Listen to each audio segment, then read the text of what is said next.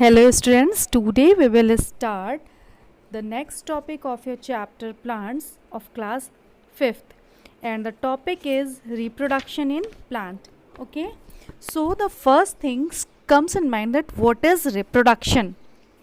Reproduction is the process by which a living thing produce more of its own kind, मतलब अपने जैसा ही दूसरा living organism produce करना क्या कहलाता है? Reproduction. Okay, then the question comes, what is the need of reproduction?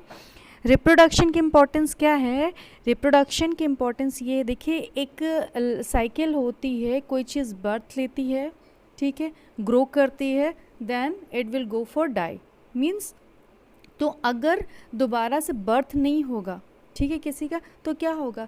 Organism का number ख़त्म हो जाएगा. ठीक, तो इसलिए क्या होता है कि रिप्रोडक्शन ऐसे प्रोसेस है जिससे कि वो जो रेस है, मींस वो जो प्रजाति है, उस तरीके के ऑर्गेनिज्म बने रहेंगे और उनका नंबर अर्थ पे मेंटेन रहेगा. So the reproduction is required to maintain their race and the number of on the earth. Okay, so as today our topic is reproduction in plant, so we can see or observe that plant basically reproduce by two ways. Okay, दो तरीके से plants में reproduction होता है. First, reproduction through seeds के through होगा, और दूसरा कैसे हो सकता है? Reproduction through different part other than seed के अलावा अलग किसी और parts like stem and root, leave etcetera, तो किसी और पार्ट से. तो आज हमारा जो टॉपिक है वो क्या है, जिस पर हम बेसिकली फोकस करेंगे फर्स्ट वे पे,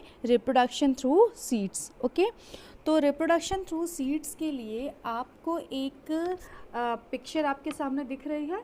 okay, it is a flow chart.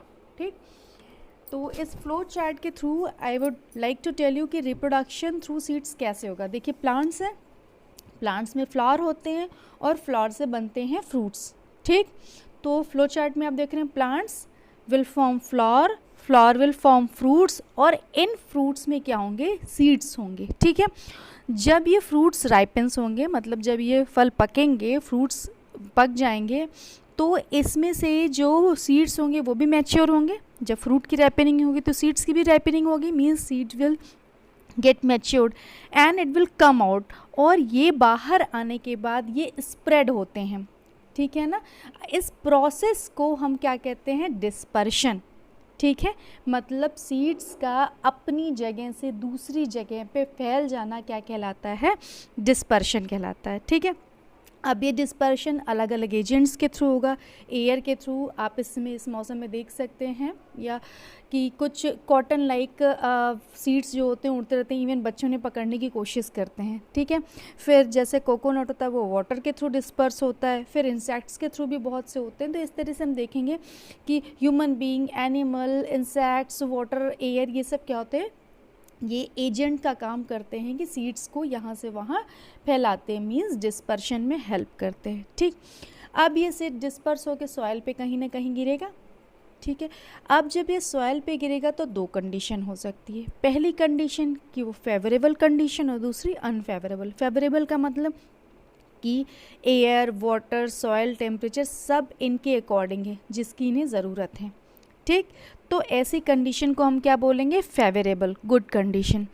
तो सीड अगर फेवरेबल कंडीशन को अचीव करते हैं या उन्हें फेवरेबल कंडीशन मिलती है, तो it will grow into a new plant, नया प्लांट ग्रो करेगा. लेकिन अगर अनफेवरेबल कंडीशन होती है तो दी सीड्स में डाई. ठीक, यहाँ तक क्लियर हो गया. तो इस तरीके से रिप्रोडक्शन थ्रू सीड्स हमने देखा कि सीड्स के थ्रू रिप्रोडक्शन कैसे होता है. नाउ लेट्स सी, अब मैं सीड्स की बात इतनी ज़्यादा कर रही हूँ तो देखा जाए ये सीड्स इतना इम्पोर्टेंट क्यों है. ठीक है, तो सीड्स का स्ट्रक्चर देखते हैं.